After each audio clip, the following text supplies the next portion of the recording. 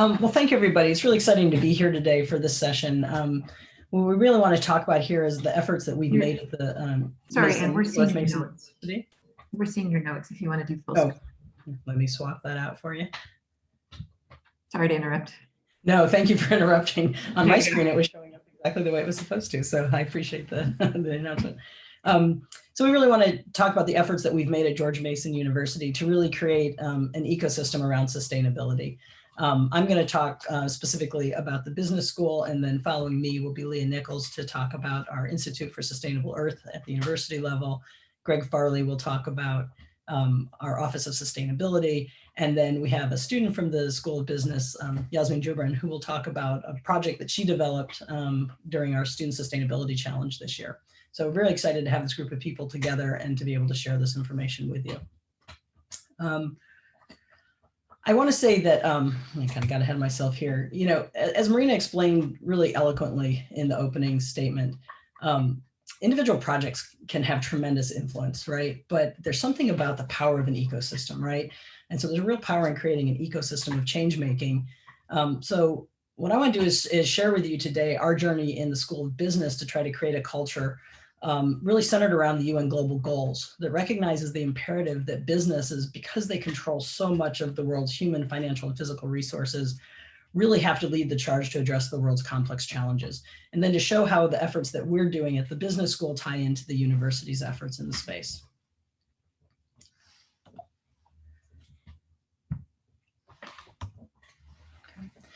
So some of the elements of our journey in the business school really started with our strategic planning effort probably about 6 years ago. And through that process, we really developed an urgency for change. And we started including some explicit goals related to the global goals in our strategic plan. One of the really early wins that we had in this space was curriculum redesign. So we built out a whole new business foundations area, working with internal and external stakeholders that really centers the role of business in society. It focused on stakeholder value creation, the global impact of business. So students could really start to understand the context and think about what kind of leaders they wanted to be in business and the impact that they wanted to have on the world. We also have graduate programs that have now revised their curricula to address the global goals, including our Masters of Science in Management and our Management of Technology programs. And we're engaged in a large curriculum mapping effort to really look at every course, every program that we offer, and think about how we're addressing the goals and how we can do better. We've also engaged in an effort in culture building, right? You can't sustain change. You can't build an ecosystem without changing your culture. So we went through a vision and mission exercise where we built a new vision and mission for the school that include business as a better world and the idea that business should be a force for good as an integral part of who we are. We've developed 3 strategic themes that we're pursuing that include, that really drive how we make our decisions about how we invest our resources. One of those 3 themes is business for a better world. So we're investing our money kind of behind our words. And then the third thing we've really done around culture building is visibility and engagement. So this theme of business for a better world and the business as a force for good has really worked its way into our whole communication strategy. It's worked its way into the daily emails from our dean, our impact magazine. We even have framed posters all over the school of Principles for Responsible Management Education and the global goals. So about 16 sets of them. So anywhere you go in our space, you're gonna come across those. So everybody's seeing this every day. Not as much in COVID, but when we get back, everybody will see it every day again. And then the last thing we've really done is investment in infrastructure, right? You have to institute the change.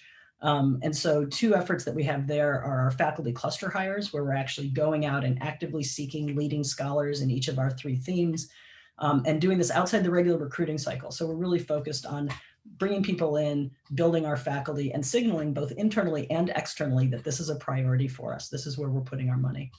And then the other thing that we've done in the school, and this is where I'm going to focus most of the rest of my time here today, is our Business for a Better World Center. So the Business for a Better World Center is this manifestation of this idea that business can be a force for good that we've built into the business school.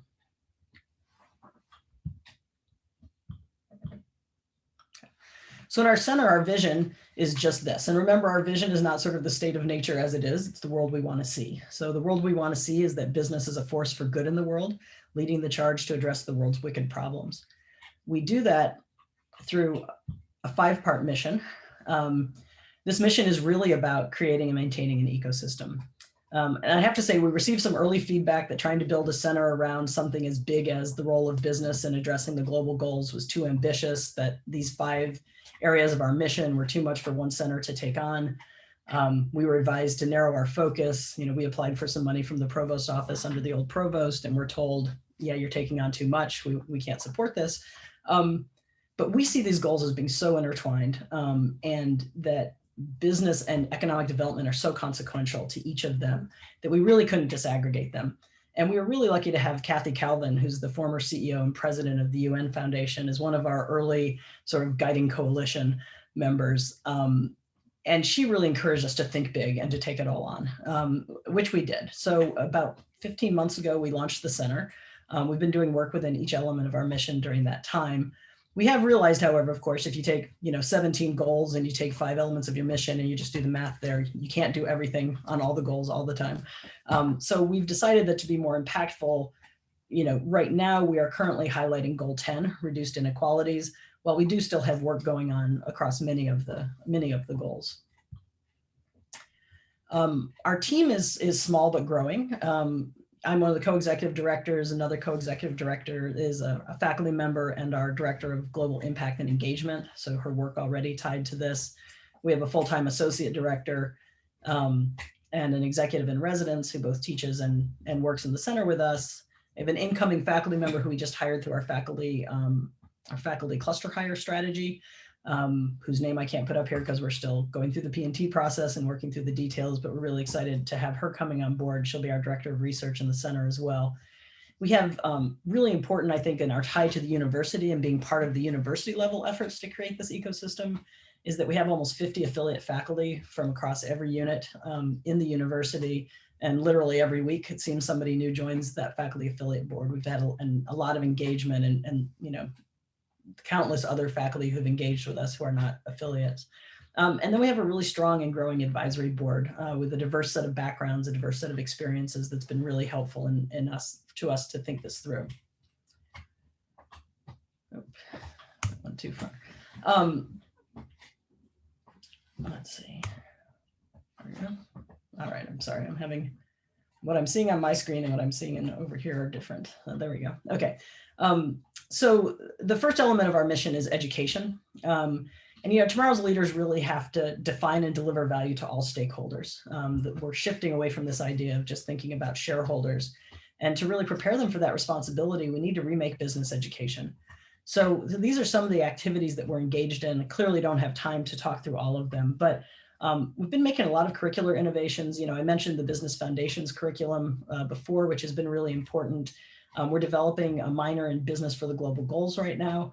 It's really focused on developing a skill set in students and helping them understand the context of stakeholder value creation, and then really make the case. How do you make the case for sustainability? So we're building out a whole set of courses, core courses around that, and then reaching out throughout the entire university. We have such a rich set of courses and curriculum available to our students in the social impact space and in the space of sort of business for good that we can draw on. We also have a new program, Impact Fellows. It's a 2-year wraparound cohort program that's targeted to students who are traditionally underrepresented in business, but who really have a passion for impact. So it's incoming first-year students. We have 27 in the program right now. They've been taking courses together. They'll do co-curricular activities. They're going to be doing a residency together, doing internships with impact organizations in their second summer. And it's really been just a terrific program for them and for us. We've been doing some focus groups with them, and we're just blown away by the impact that it's having on them, even better than we could have hoped. We also have a number of summer programs that we're really excited about. 2 of these are the liberal arts and business programs, where we bring together liberal arts students from a small liberal arts college in Minnesota, Carleton College, with our business students here. And this summer we're doing a program where we'll be pulling liberal arts students from Mason and business students from Mason together to work on a project that I'm going to talk about later when we get to effecting change. And then, of course, we have our Student Sustainability Challenge that Yasmin won this year. So we'll be excited to hear from her about that. Another really important piece for us is generating knowledge, right? We are Carnegie Tier 1 research institution. Knowledge generation is where we excel. But we want to really aspire to be a hub of research activity that leads to action and impact. So to that end, one of the things we do is our lunchtime conversations. This is bringing together faculty from across the university to share their research and to spark conversations. We've hosted research symposia. We're doing cross-disciplinary research. The picture here is research that's happening with our College of Science on pollinators and honeybee health. And there's a session this afternoon at 1, where if you're interested in that, you could learn more about the Honeybee Initiative. It's in the Partnerships for the Global Goals. And we're working with industry on research to develop, one example is to develop a stakeholder value creation index. We also think it's really important to bring thought leaders together. And you can see here we have a whole slew of activities that we've been doing. We've been jointly hosting meetings, working often with the Institute for Sustainable Earth and Leah. But you can see here some of the meetings that we've helped host, including the Ashoka U Exchange that you're attending. We're also hosting a new stakeholder roundtable series that we're really excited about that is it's bringing in a leading CEO to lead a discussion around each of the stakeholders that the business roundtable identified as the stakeholders of business. So one on employees, the planet, communities, customers, suppliers, and communities. But nothing has ever changed just by talking about it, right? You know, changing the world really means engaging with it. And that's why we pursue and develop action-oriented partnerships. So these are 3 that we're particularly excited about. The Mason and Partners Clinic Kaiser Permanente partnership is a great new partnership that's forming. The Mason and Partners clinics provide free bridge medicine care to communities who are outside of our typical systems of medical care. And we're working with Kaiser Permanente to build a place-based initiative in the Culmore-Bailey's area in Northern Virginia to bring economic development, economic opportunity, and access to healthcare to those communities. We also have our Honeybee Initiative, which is a really exciting project. We have local projects, but we also have international projects in Colombia and Peru. And our work in Colombia was recently recognized in 2020 as the 15th best overall social and environmental project in Latin America and the Caribbean. And then finally, we're also building out a social incubator that really is trying to affect social change by creating projects and social businesses that create employment and generate income for people who are at or below the poverty level. And then finally, you can't do this alone. And we've partnered with all of these organizations and more in thinking about how we can change business education. We've taken leadership roles in many of these organizations, you know, people sitting on boards, you know, or being involved in special initiatives of the programs. So we're very excited about the partners that we work with. And I'm particularly excited to share the opportunity for Leah Nichols to talk now and share with you the Institute for Sustainable Earth, which is an organization at Mason that we've been able to partner with and that we look forward to partnering with more in the future. So I'd be happy to answer questions if there are any, or we can save questions till the end. But if you'd like to reach out and learn more about our center, you can find information about us here, or you can always email me at amagro@gmu. Thanks. Excellent. Thank you, Anne. And since I'm not hearing any questions, I guess I'll just dive right in, if that's all right. Are you all seeing my slides? Okay. If not, please jump in and let me know. Otherwise, I'll forge ahead. So my name is Leah Nichols, and I'm the Executive Director for Mason's Institute for Sustainable Earth, where we are working to put research and scholarship into action for a just, prosperous, and sustainable world. Let's see. There we go. Sorry, I was having trouble advancing the slides. But the Institute for Sustainable Earth is one of 3 institutes here at Mason. It's a relatively new construct for the university, but I have counterparts with biohealth and digital innovation as well. These were all situated within or underneath the office of, the Vice President of Research. So centrally located, and the purpose of all 3 of the institutes is to facilitate connections across the academic units and with our external partners, to catalyze transdisciplinary communities of research and practice, to provide seed and support for transdisciplinary research across the university, to enable research of consequence and to address global challenges, and embed Mason in the Northern Virginia economic development region, the policy ecosystem here in DC, and potentially to create research parks in the area. So in short, the institutes, myself included, serve as connectors, conveners, and communicators. So you can see how we're working to as Anne said, build an ecosystem of sustainability here within the context of my institute. So ISE's mission in our strategic plan is to connect members of the Mason community with others across Mason, and as well as with communities, policymakers, businesses, and other organizations, so that together we can more effectively address the world's pressing sustainability and resilience challenges. So there's a very strong emphasis on impact as well. I will, similarly to what Anne was saying, we have organized ourselves around the UN Sustainable Development Goals, in part because this captures the full breadth of all the different dimensions, much of the many different dimensions that are required to achieve sustainability, everything from addressing poverty and equity issues to climate action and ecosystem management challenges. However, we have collapsed some of these goals and identified some of the particular research strengths here at Mason to identify 6 research themes, which are serving as sort of focal points for community building efforts in these different spaces. And they are human health, well-being and capabilities, sustainable and resilient communities and ecosystems, harnessing the digital revolution for sustainability and education for all, clean energy, decarbonization and climate action, enhancing equality, equity, and access to basic goods and services, peace, justice, and strong institutions to support thriving economies. So we have over 550 affiliates, faculty affiliates with the Institute, and over 60 different research centers. And all of our affiliates and all of these centers are located in all of the colleges and schools, and they're all working on various facets of sustainability.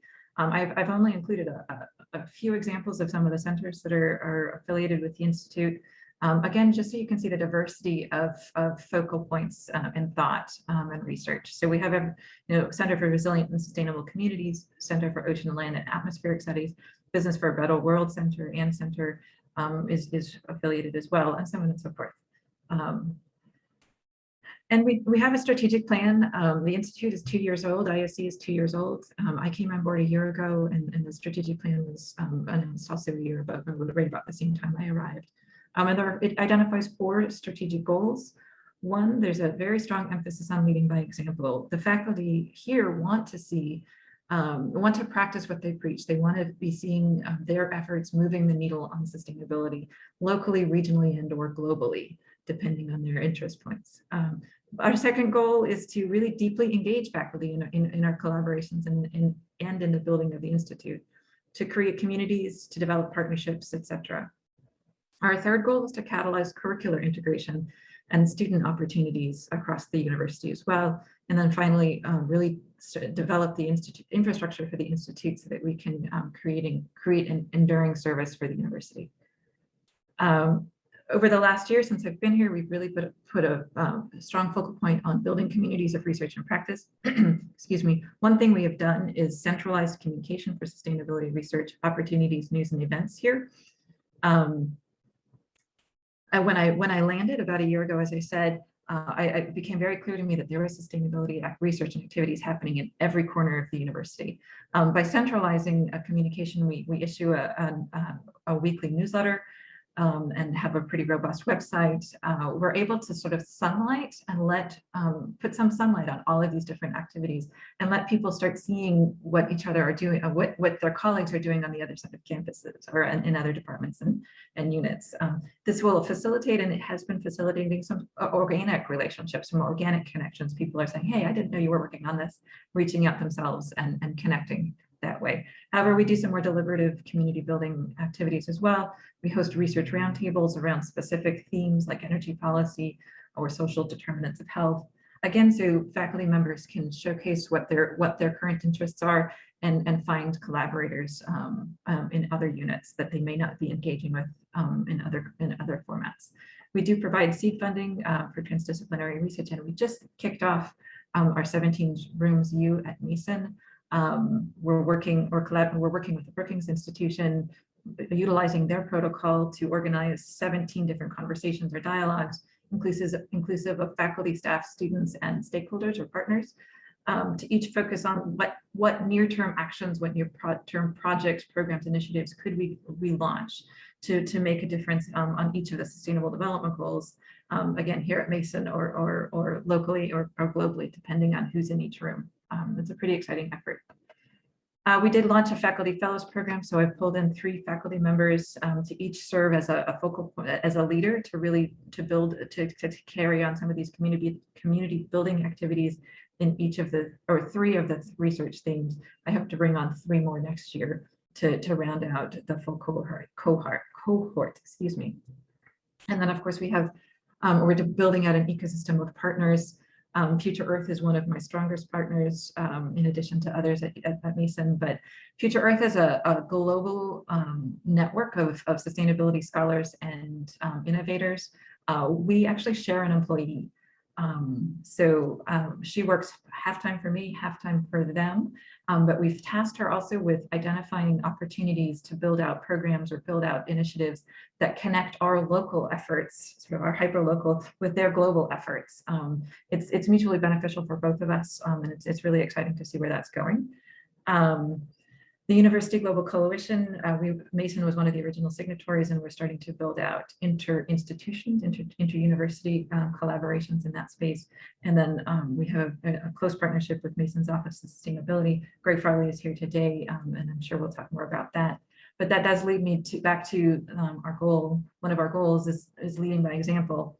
I have a mandate to really deeply engage with the Sustainability Council and the Office of Sustainability to start embedding faculty and students in the process of making Mason itself more sustainable.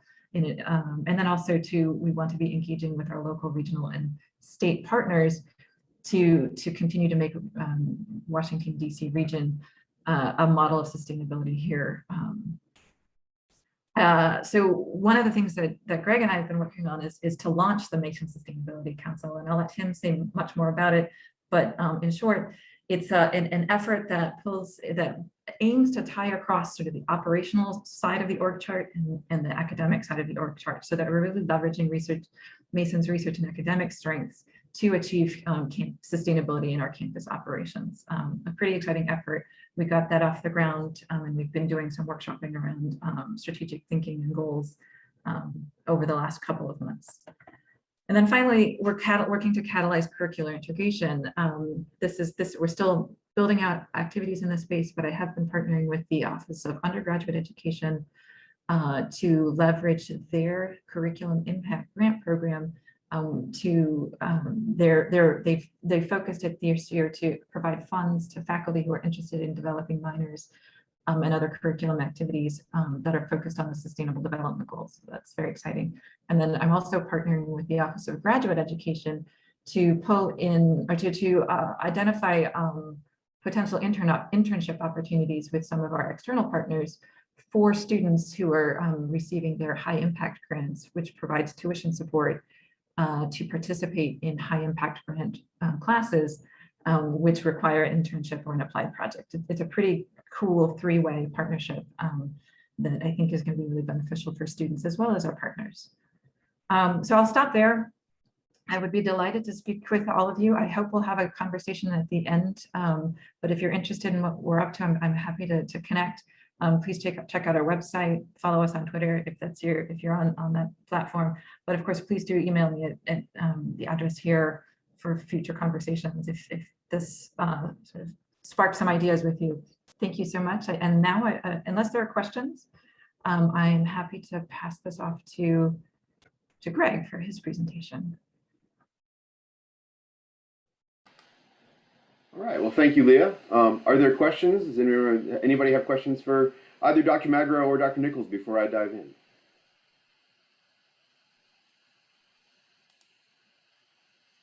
Hearing none. I want to bring to the presentation, perhaps a slightly different spin, and that's my name is Greg Farley. I am the Director of University Sustainability here at Mason, and I use he and him pronouns.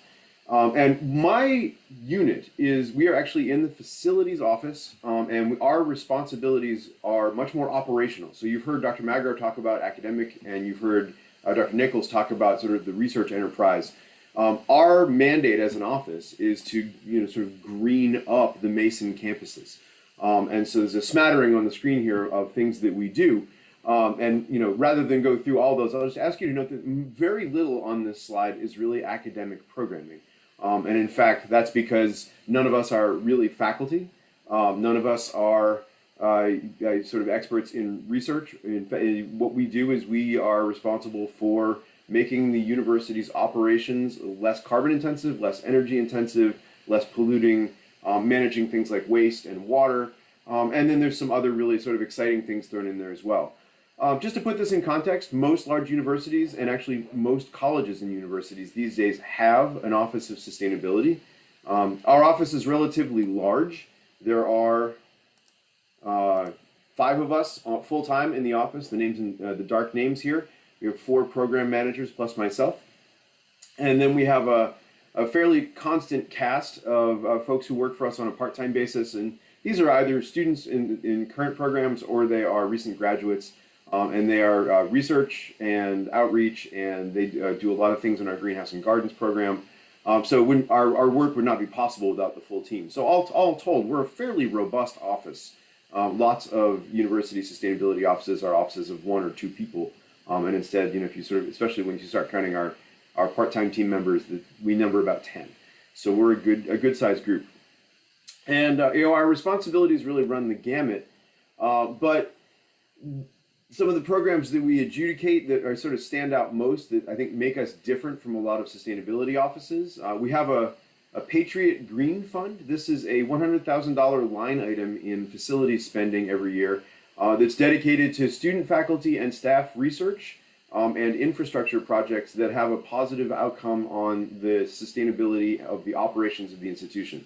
So by way of an example, we have funded the development of a stormwater piping robot that actually remotely climbs through our stormwater piping and can help our facilities team identify breaks and leaks. We've identified or helped repair sustainability structures around the campus. So we have a solar-powered table kiosk outside our administration building that we funded the construction of, and we're now funding the repair of as well. There's an arboretum project going on. So our Patriot Green Fund is one way that we engage with both students and faculty. But again, the focus is really on sort of campus operations. We are sort of the custodians of a list of green leaf courses. The courses and the curricula obviously belong to the instructional faculty, but we maintain this list so that students can very quickly put their finger on, what courses could I take if I were interested in the pursuit of sustainability or the pursuit of ecological or green business or courses along those lines.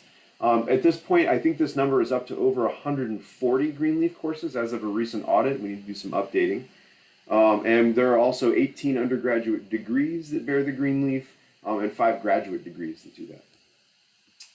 And then finally, and this is really unique to us, we have a hydroponic greenhouse that grows both tomatoes and greens and moves a lot of produce to the campus dining halls. And this is something we're tremendously proud of. Our partnership with Sodexo and the business elements of the university fiscal office allow us to do this. Having, just from my own experience, this is a tremendously difficult hurdle to get past. And we're one of very, very few university growth operations that's responsible for helping also alleviate food insecurity and contribute to the food supply on campus. Other projects from our Patriot Green Fund, you heard Dr. Magro talk earlier about the Honeybee Initiative. That's certainly Business for a Better World's project, but our funding contributed to that early on. We have a rooftop garden, and I'm pointing at my screen like you can see that. On the upper right-hand side of your screen, rooftop garden and a little bit of solar power on top of one of our parking garages. We are responsible for collaborating with parking and transportation on transportation options on and around our campuses to include scooters and e-bikes. Then finally, we've been trying to sort of replace a lot of the plastic single-use water bottles on campus with the availability of the sort of water bottle filling stations you see at the bottom left there. We provide a lot of interaction with students and opportunities for volunteer hours every semester through the greenhouse program. We also maintain an active organic vegetable garden that's adjacent to one of our residence halls, and we have a permaculture presence in a food forest on our Fairfax campus. And so the interaction, again, this is all interaction with students. It's not formal curricula. Students tend to come to us through other classes. They have service hours they need to complete, or they have project planning that they need to complete in sustainability. And so we support those efforts. But again, always with that sort of focus towards the operational side of the institution. We're also responsible for educating the campus at large. We have a very, very active program in trying to manage our recycling, and we work very hard with the folks in our facilities team who do waste management. I'm going to throw a quick note up here to those of you who are at Mason, and even those of you who aren't. Just be aware that the recycling market in North America is changing an awful lot, and that it's very likely that our response to that will need to be to reshape our recycling effort. This zero waste effort in our office also extends to pack out days. So when students leave the residence halls, we try to keep items out of the trash, move them to Northern Virginia Family Services. Last year we captured, I think, over 6 tons of t-shirts and furniture and all manner of things really that would otherwise have gone into dumpsters. So that's sustainability, doing 2 good things at once. We also are working with composting in our dining halls and composting in our food forest. There's a whole sort of effort in our office to really reshape the way the university thinks about solid waste. Our office is also responsible for sort of the measuring and reporting on sustainability initiatives. You're looking here at a quick snapshot of our 2019 carbon footprint. And so this gives us a handle on some of the other activities we do. By doing this carbon footprint, for example, we can sort of better plan how to mitigate it and what strategies might be engaged to cut down on our carbon footprint going forward. We report on a lot of things to the community. You can find out a lot about what's going on our campus for sustainability by visiting our website and our interactive GIS map of sustainability initiatives across the campus. And then finally, there's an awful lot of planning for sustainability going on. This is an exciting time for Mason. The rise of ISE, the inception and the activities at Business for a Better World Center are sort of dovetailing with some planning going on at the senior vice presidential level, at the carbon action planning level, at the facilities master plan level, the planning for a new building for one of the other institutes that Dr. Nichols mentioned, planning for zero waste and green purchasing and green fleet activities. All of these are sort of either being directed by our office or they are, those are activities that our office at least has a voice in. And I want to draw our attention back to that Mason Sustainability Council. Dr. Nichols, I think did a good job of introducing this. And the idea behind this is really to sort of find the sweet spot. We have a lot of expertise in our research labs. We have a lot of expertise on our faculty. And we have, I think, a really strong desire among the faculty and among the students to make the campus greener. So in some ways, the Mason Sustainability Council is designed to find that sweet spot where the overlap between operations and academic expertise can be leveraged for us. And I think the long-term vision for this, if we do it well, is to make sure that what we do on our campus is reflective of what our researchers are telling us needs to be done. If we're going to decarbonize, we have people who can help us sort of design strategies for that. If we are going to think about zero waste, we have researchers who can help us design and execute strategies for that. The long-term vision is if we do this well, we should find ourselves on a living laboratory of sorts. Every time you walk onto a Mason campus, sustainability should be one of the first things you notice. Those should be spaces where our faculty can leverage opportunities for research on our campuses, and that the campus can leverage the expertise of our researchers to green our own operations. So lots of planning going on at this level. This group is sort of still in the process of setting some of its own goals and refining them, but keep an eye on this space. I think there's a lot of excitement here. I won't bother sort of going through this as much because I think Dr. Nichols did a good job early, but the big idea is that this is the group that will set the sustainability direction for the university, that will set strategy for the university, translate those concepts into action, and then hopefully provide resources where that's possible. So I want to, at this point, sort of give the floor over to Yasmin, who is our undergraduate in the Business for a Better World Center, and has, I think, an exciting project to tell us about. If you need to contact us in the Office of in the Office of Sustainability, all of our contact information is here, and I'm happy to talk with you later. Yasmin, it's all you. Take it away. Thank you. I'll just share real quick.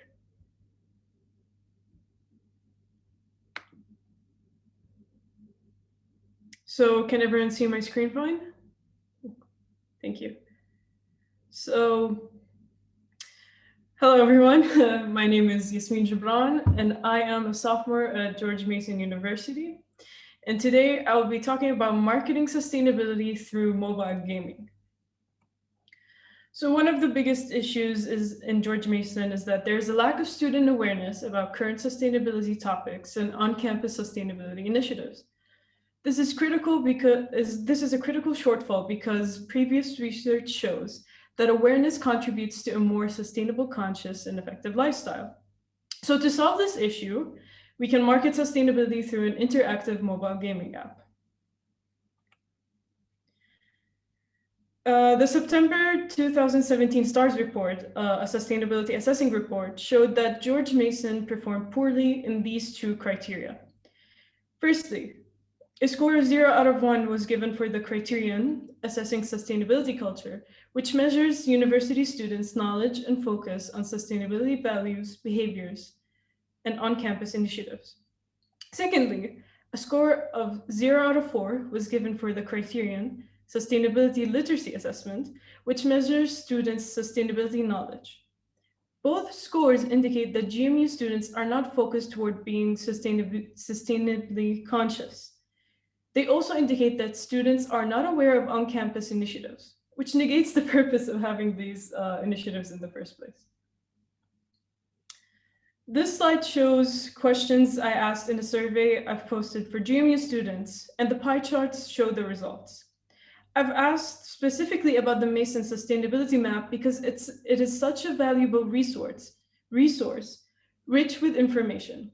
Yet it seems like no one really knows about it or even heard about it. The low percentage of 19.3% for the answer yes in both questions explains why students are not aware and not actively trying to be more sustainable, limiting the effectiveness of current initiatives on campus. In the survey, it showed that the people who cared enough about sustainability aren't aware. Therefore, the actual reality is far worse than what the results show. Results from previous studies prove that awareness motivates a voluntary sustainable behavioral change in students' lifestyle. The problem is, however, that realistically, most students will never willingly seek awareness, and thus we need to find a motive. We need to create a learning experience that is fun, memorable, accessible, and uses a platform popular among students. The platform suitable for this purpose would be mobile digital gaming, which when designed effectively, can create an attitude and behavioral change. To create the most influential experience possible, the game design should be highly interactive, but also volatile and constantly changing. There are many topics discussed that fall under the huge term sustainability, including composting, recycling, and many more. So how do we make a topic so diverse into a highly interactive game? This is done by constantly changing the game's plot and storyline. Having a volatile quality in the game's storytelling is an essential part of prolonging the player's engagement and participation. The game should also be very competitive to create an environment of urgency and excitement that will encourage the students to join. It should also end with some sort of reward to ensure that the students have a motive to participate in the game and finish it. Lastly, it is important to combine the digital world with the offline one to increase students' engagement. Considering how overwhelmed everyone feels by having most of their lives turning virtual during the COVID-19 pandemic, it is important to integrate an offline element to the app by making it an outdoor activity. A senior outdoor leisure analyst discussed on CNBC that there is a strong indication that after the pandemic, outdoor activities will be very appealing to people. This indicates that students will be more eager to participate in these outdoor activities and engage with the local community. The mobile game would take the form of a virtual scavenger hunt that incorporates offline and digital elements. This can be done by using technical features like augmented reality, AR, that can be experienced through the mobile's camera, and GPS technology that shows the player's real-time movement on the sustainable Mason map through a customizable avatar for each profile, as we can see on the example on the slide. AR is extremely accessible and does not require large budgets and expensive high-tech equipment, thanks to game engines and development in cloud computing. To create the volatile quality mentioned earlier, the mobile game will have a different scavenger hunt each week, with a different sustainability theme to keep students engaged. Each week, the game will force players to stop at different locations on campus to solve different challenges that require sustainability information and take them to their next challenge. The information learned will be memorable because students had to work to gain it. There will be a deadline set for the players to finish the game and win a prize. The prize could be digital, like a badge added to the player's profile, or the prize could be physical, like a networking event exclusive to that week's winning student. By creating a community for the game and connecting students and players, it will make the game more enjoyable. The game could also be developed and monitored by a group of students, volunteers from all majors from different schools who could have different roles assigned. For example, creative writing majors could create the storylines, marketing majors could market the app, and IT majors could develop and program the app. This app has elements that are attractive to our target audience, the students, but it incorporates digital marketing tools like AR and interactive content, which is more effective than static content because it directly involves the target audience. There are two parts to implement marketing elements within the game. The first part is to market the game itself and make students aware of it. The university could use its big presence and influence on campus to strongly promote the game, whether through social media or similar methods.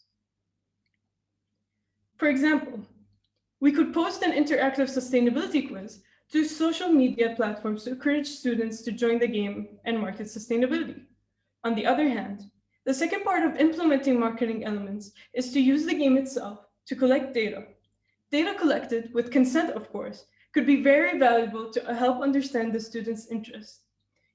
Useful information provided by the data could also be used for other advertising purposes, like providing an advertising platform that informs players of future events when they are near the hosting location. In the end, a great message will never reach its audience without a good marketing strategy. And therefore, this mobile game will be a great opportunity to market sustainability. Thank you. Thank you, Yasmin. That was great. I want to thank all of our panelists for sharing the efforts that we're making at Mason today. We'd really like to open this up and engage with all of you in the audience in a discussion. We have a series of questions here that really are questions for you more than questions for us. So, feel free to unmic and join the conversation. One of the first things that we really wanted to talk about was this idea of the importance of building a university ecosystem, sort of the value of doing that over building individual efforts. So do any of you have experiences or ideas that you'd like to share on that topic?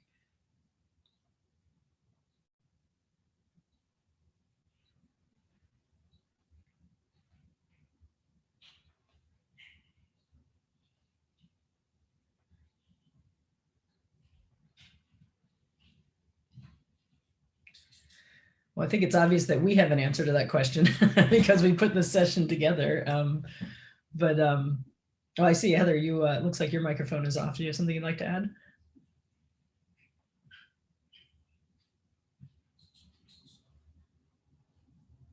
No? Okay.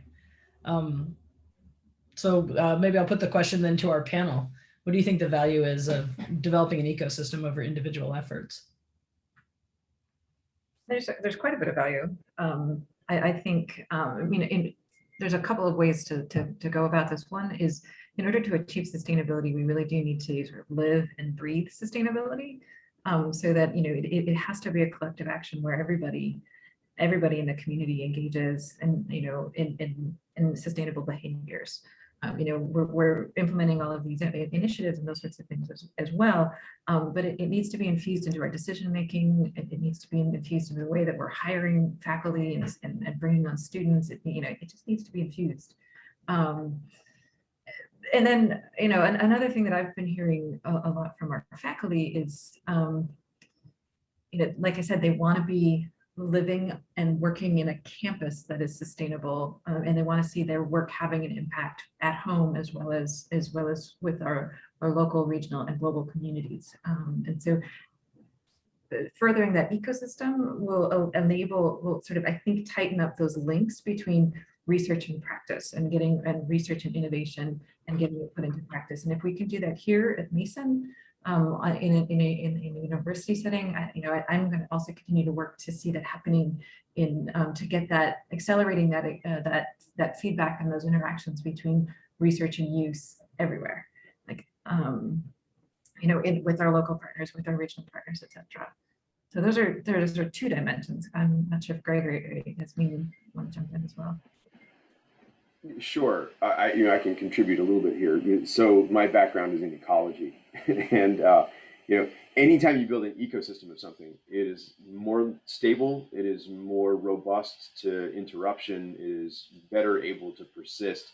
So I've done this for a couple of campuses now, and certainly, the campuses where I've been able to build these sort of cross-disciplinary operations and academic sorts of efforts have been more successful in sort of really changing how a campus engages with resource use and how to changing how a campus really engages the educational experience with sustainability. Otherwise, I think you run the risk of it being sort of like, Greg's crazy idea. And if I get, struck by lightning tomorrow, then it all sort of falls apart. So one of the things I love about working with all of these groups at Mason is there's so much energy in the room about this. And there's so much goodwill to sort of make sure that we build something that is deeply permeated into the sort of the campus culture that really does get down into the nitty-gritty details. Like, hey, can we include this in people's job descriptions and really sort of build the ecosystem from the very expectation the moment people are hired at the institution. So, I think that the benefit to sort of the ecosystem build is it stands to last a lot longer and be a more robust and more resilient effort. Yeah, I think one of the things I noticed as you were speaking, Greg, is I don't think most people would think that an initiative that is sitting in facilities would have sort of the reach that it has, the connection that it has to curriculars and co-curriculars and, just so many research activities and just all of the various elements and mission of the university. That's actually a subject of like a lot of conversation among sustainability directors, right? There's a fair number of us, I think some 70 or 80% of us answer to facilities in one way or another. But the other way to do this is to get sustainability to answer to a vice president for academics, or and there are schools that do it that way. There are strengths and weaknesses both ways, but the fact that we are able to sort of reach a little bit beyond our facilities roots and try and sort of build these partnerships has been the one way that we stand out and make a difference relative to how other offices operate, for sure. I recently had a conversation with the chief sustainability officer at a large company in the region, and this person said, they sit also within sort of the facilities operations piece of the business, and they said they haven't, they feel really siloed, and they haven't been as successful as you have been in really having that far reach, which I think is really important. Yasmin, from the perspective of a student, how important is it to you that this be, an ecosystem of activities, right? A whole ecosystem of sustainability versus one-off activities? Well, I think that when people are in a community, when it's a cultural thing, it's a big picture thing, people are more willing to engage. Like, I don't think I would have just went to university, wanted to get my degree, just finish the stuff that I have to do and then go on with my life. But I think incorporating this culture is important, and especially if for the future, like it becomes ingrained within us that we are seeking to not only do business, for example, we're also seeking to be doing sustainable business and making sure that the efforts we're putting in are not harmful to anyone in society or all that. And I think it's very important because in George Mason, we're a very diverse campus. I'm Palestinian, I come from Palestine. Sustainability in Palestine is not a big thing. So it was a whole new world that with a lot of resources that I came into, and it was very interesting and a very educational process to learn. Yeah. That's great. So I see a question from the chat, and Michelle is asking, why is it important for institutions to be leaders in this work?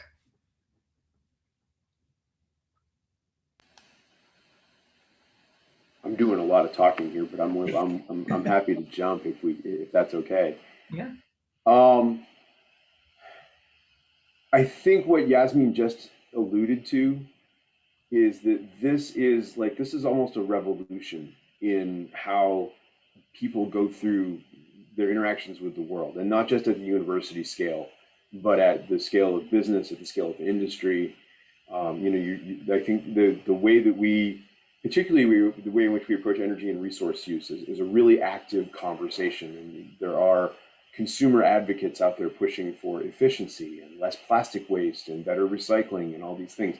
And I think the only way that has happened is because universities pushed out forward and made this part of their graduates' academic DNA.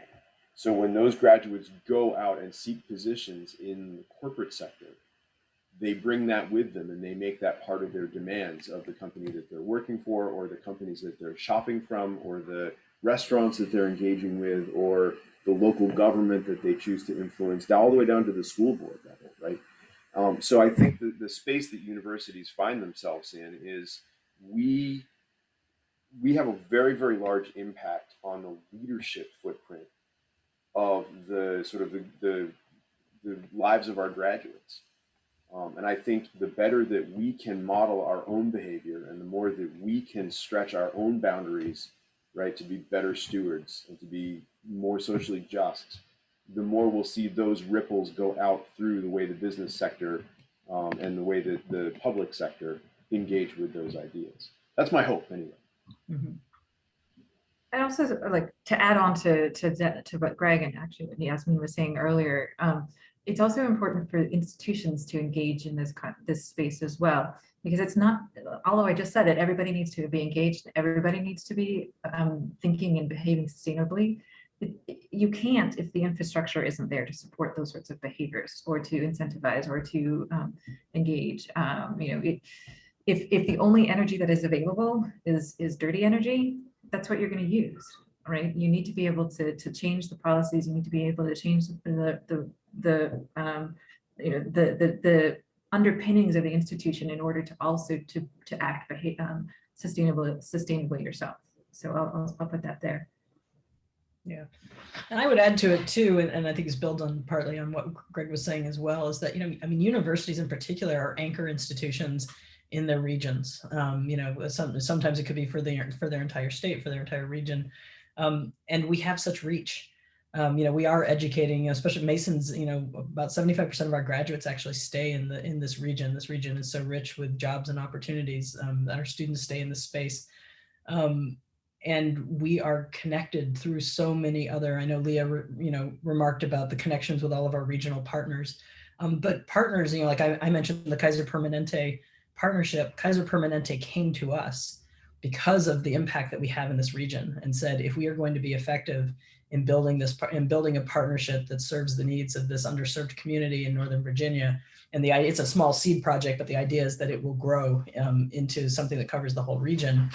We need an institution with the power, the authority, the influence of George Mason University to be able to do this effectively. So I think sometimes we forget how much impact we have in the spaces around us, in the communities that we sit in. And that's a reason I think it's really important that we do that. I know we have a question here, and I saw Greg answered it in the chat, but I wondered also if Leah might have a response. So Siobhan O'Brien says that her institution is a college in Barrie, Ontario in Canada. They're designated Changemaker College with Ashoka. They have a Center for Change Making and Social Innovation. which I'm going to have to look up as soon as this is over and find out what you guys are doing, as well as Senko. And she wants to know, how would I present to my institution the benefits of developing another department that focuses on all the work and objectives and activities that were shared today? So I guess it's important to say that, like, I think it's important for me to stress, like, my institute is not a department. I don't sit within any of the colleges or schools, or the ISE doesn't sit within any of the colleges or schools. We are centrally located within, like I said, the Office of the Vice President of Research. We're underneath the Research and Innovation Initiatives wing. And so I see what our institute does as a service for everybody else in the university. I'm not trying to create, I'm not trying to create another silo. I mean, really, I'm trying to work to build all of those connections across so that people can leverage each other's interests. I mean, I'm having people discover, like, people who are doing social justice and equity work in the College of Health and, of Humanities and Social Sciences, are discovering people in the College of Education and in the College of Health and Human Services that are also doing similar sorts of research that really center around equity. And they're drawing some connections, and they're putting together new research programs and new research agendas.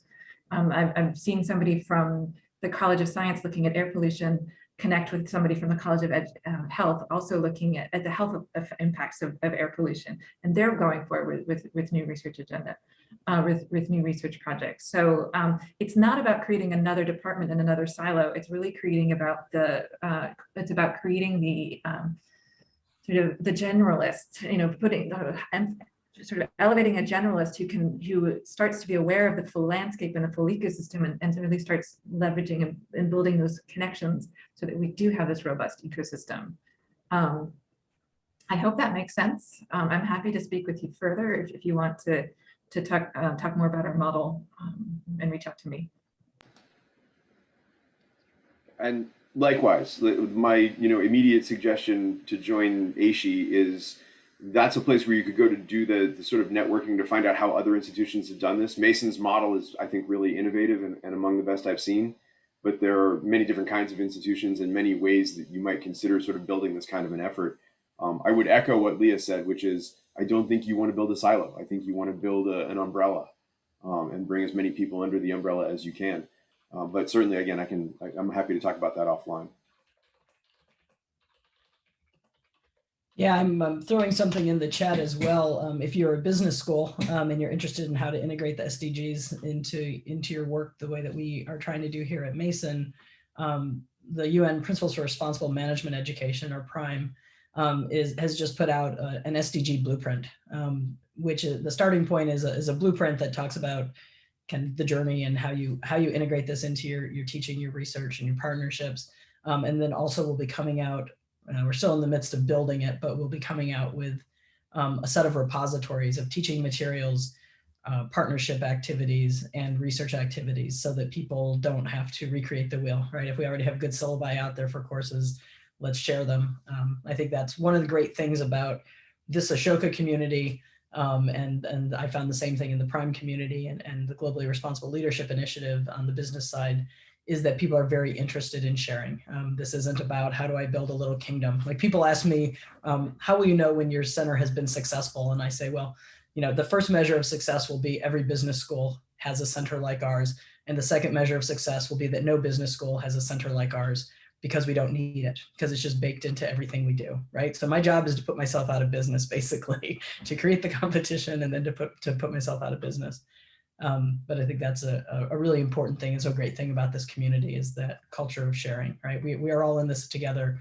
We will only solve these problems if we work together, and there's no point in being competitive about it. That's certainly my view on it.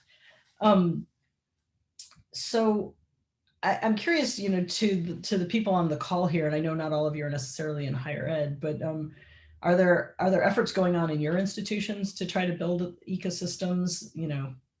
If so, what's working for you? What's not? What resources might you need to be more successful? I'm sure we can all talk to challenges that we've had as well, but I'd be interested in hearing from the audience if anybody has a thought on that.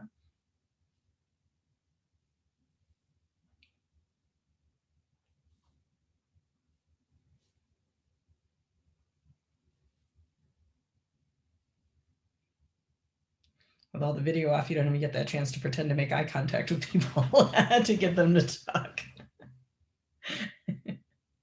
Well, that's okay.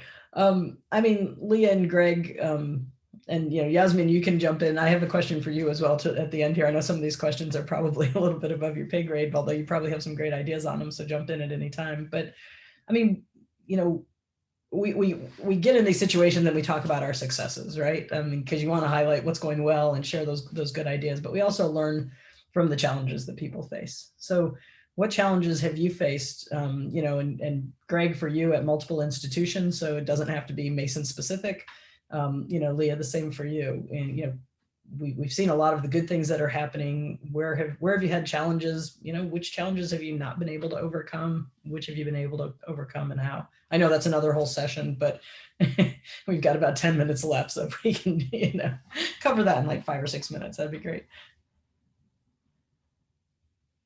I can start. So there's a couple of challenges here. One is like the institute structure is a relatively new structure for the university. So we're still pushing out the idea that this is what we're doing. So there's still a lot of marketing and communication that needs to happen in that space. We're able to demonstrate successes which help, as we do more and more. But I do run into the needing to redefine the institute is not a center. The centers are where the research is occurring. I'm not doing research. My institute is, we're looking to facilitate and develop research and help everybody else in the community do their own research, and make the connections so they can go after different sorts of funding and different types of projects together. So really just educating people around what is it that we are, and what it is that we're up to. That's still an ongoing challenge, but I think we're making headway and we're making good progress, especially since there's 2 other institutes doing similar sorts of work on campus. Let's see, I had another challenge in there. I think another challenge that I'm still struggling with is that this is a huge space. Sustainability in and of itself, like I said at the beginning, runs from looking at social justice and equity and ensuring social social stability, as well as climate and climate change and ecosystem and biodiversity. I mean, it's all over the map. But it has to be, because they're all interlinked and they're all intersecting, etc. But I'm working with 500 faculty. I'm over 500 faculty. There's 60 centers, and I have a team of currently 3. I pulled on the faculty fellows as a way to supplement my team, and I'm looking to continue to grow that. But there's just so much to do, and not enough currently time or people to do it. And so, sequencing what makes sense first, how to grow the team, how to leverage volunteers, how to leverage people who want to just jump in and roll up their sleeves. We're getting there, but it's a lot of work, and it's fun work, but we'll get there. Those are the 2 primary. I know Leah and I exchange emails very, very late at Yes. night. I know she's working like I'm working. Trying not to burn myself out. Right. Well-being is very important as well. Yeah, I'm just going to pile on, right? Leah is absolutely right. In some ways, it's interesting, right? Because for our office, I think there's a combination of kind of inertia, right? But we've always done it that way. From some parts of the university that really clashes with the urgency that we hear from students in particular, but also from faculty, right? Because we haven't done anything meaningful on decarbonization in the past 4 decades, we have 10 years left. So our students and our faculty come to our office and they're like, where's the solar array? Right? And our office is like, well, right? So we go to facilities and facilities are like, we don't have a solar array. We've never had a solar array. Why would we do that? Right? And so there's this, I think the negotiation of that conversation where the urgency of the situation demands that we do something, and we do something very soon, but the framework in which that action has to be taken at an operational level is not adapted to the current situation. There's a series of very nuanced sort of team building and cooperation conversations that have to begin, I think, everything we do. We have to validate the concept and validate our own participation in that dialogue in order to really start making change. And that's been, I think, that's not unique to Mason. That's been present at every institution I've worked for. You know, and a funny story, but with the first institution I worked for was a community college in Eastern Maryland. And you know, we made the decision at some point as an executive team to put up a small wind turbine. And the reaction around the room is, well, we've never had a wind turbine. Nobody else has a wind turbine. Why would we do that? We put it up. It didn't really work very well. I think if it was a car, we'd have given it back because it might have been a lemon. Then it took a direct lightning strike, and we had to take it down. And we had the same conversation all over again. Well, we've always had a wind turbine. We don't take the turbine down. What do we do when the turbine is gone? So that the human proclivity to come to a place of understanding and rest on that is, I think, a challenge for sustainability writ large. Yeah. So, picking up on what Leah was saying about there is so much work to do, right? And prioritizing and sequencing is an important piece of it. And your comment here about urgency, right? And this need, I mean, we need to understand the urgency, right? We need to make the urgency very real throughout the whole organization. And that brings me back to Yasmin's project, right? With trying to raise awareness with students. But this resource that we have, the greatest resource of the university, is our student body. How do we, and here's a question I'll put first to you, Yasmin, as a student, to give us a perspective, but how do we harness that resource? I mean, that incredible resource that we have in our students. Lisa, who's just joined us, who's co-director of our center, we've seen the power of bringing students in to help with the work and the energy they bring, the perspective they bring. So Yasmin, if we could start with you, do you have any ideas about how we can better engage the student body in what we're trying to accomplish? So I think when I was doing the survey, I had another type of question, like people tell me their opinions about sustainability in George Mason. And most of the people who answered that survey were like, we would love to know, but we have no idea how we could help. So that was one of the main issues. Like a lot of people want to help, but they have no idea how to. They didn't know about the forest. They didn't know about the map. They didn't know about all these resources that could give them the power and ability to be more sustainable, which is why I had the idea of developing the app. And I thought it would be very important for students to want to participate. It's not, the initial idea for the app was to make it a course, but if you force people to make it a course, I don't know if it would be as effective as it being voluntary and being fun and being interactive and just exploring their interests in this field. So yeah, I have no idea what else. No, I mean, that's a very good point, right? I mean, without having the awareness, right, and somehow connecting students with the opportunities and giving the students voice to help us determine what those activities and projects are. Right. It shouldn't just be the faculty and staff creating and then asking the students to join. Right. So I think that's something as an institution that we have to think about. How do we ensure that the student voice is there in the development process and helping us ideate?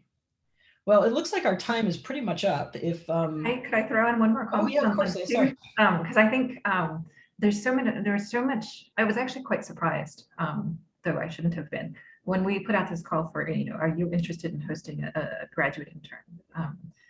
Not only did it go to the people that I sent it, when it, like, people shared it around and everybody's like, yes, we got a lot of response right away, because the students are, enthusiastic, engaged, and can help them.